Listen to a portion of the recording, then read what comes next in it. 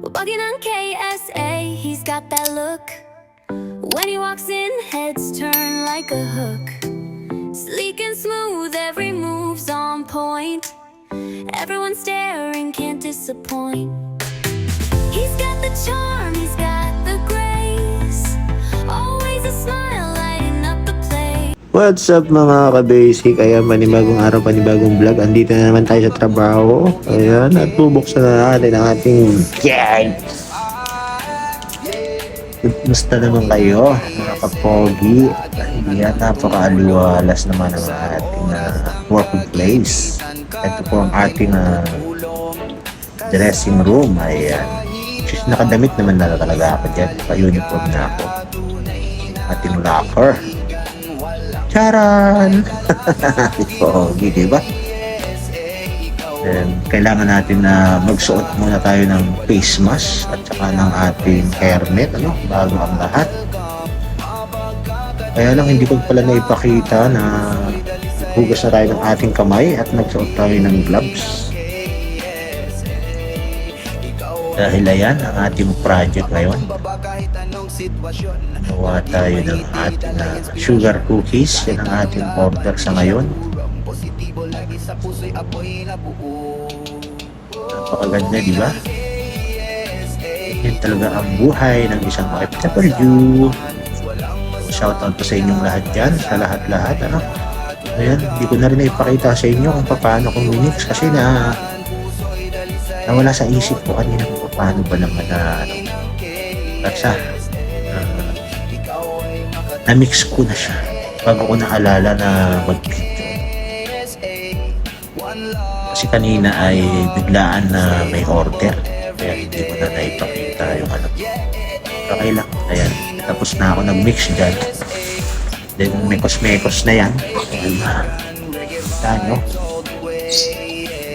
kailangan ko na ngayon gawin ng sugar cookies at meron naman yung pattern. So yung ginagawa ko dyan ay minekos-mekos ko na. Tapos na siyang may machine. Sana ay okay lang kayo. Kamusta naman kayo dyan sa inyong mga trabaho? Alam kong hindi madali, At sa mga nagbabalak,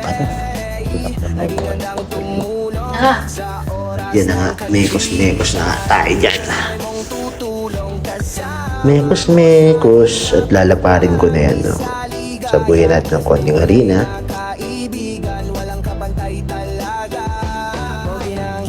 At rolling pin na natin.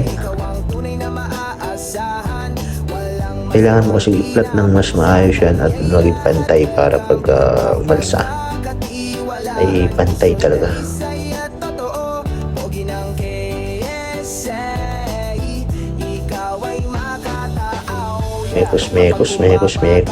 Mekos.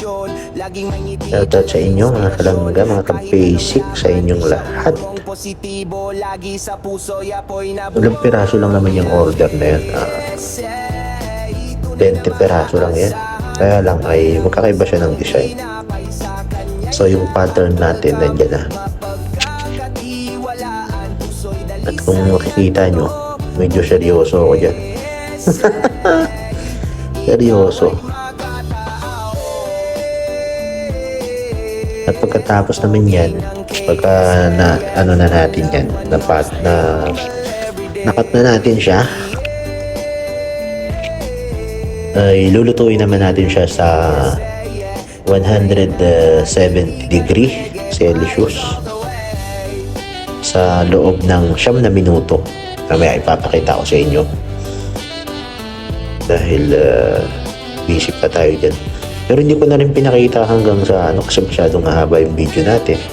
So ilang piraso lang yung kumbaga pinutol ko na rin agad yung video. Makaabutin tayo ng 1 oras kapag hindi natin pinutol yung video.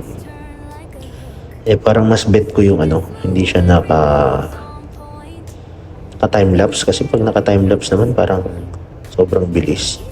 Parang mas okay yung nakaganyan lang siya na normal lang yung galaw.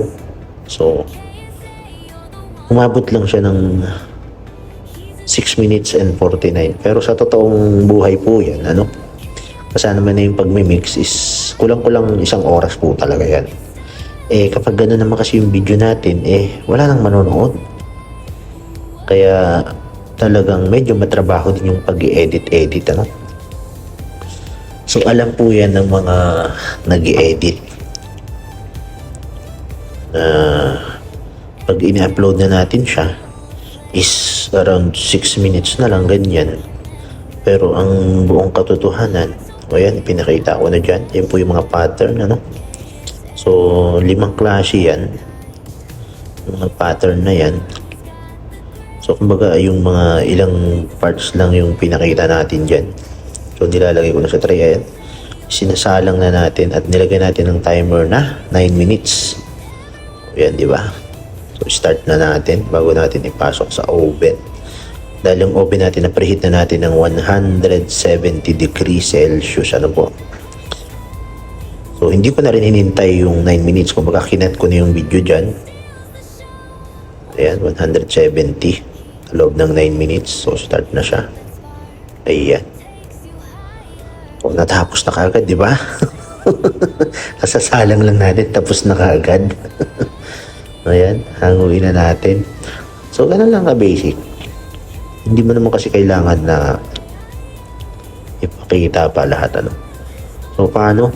Yun lang. Ayan, pinakita ko rin yung mga nakaraang gawa rin namin. Nung id pa yan. So, ganyan po yung itsura. At eto na po yung final talaga. So, maraming salamat. Hanggang dun lang. Peace out.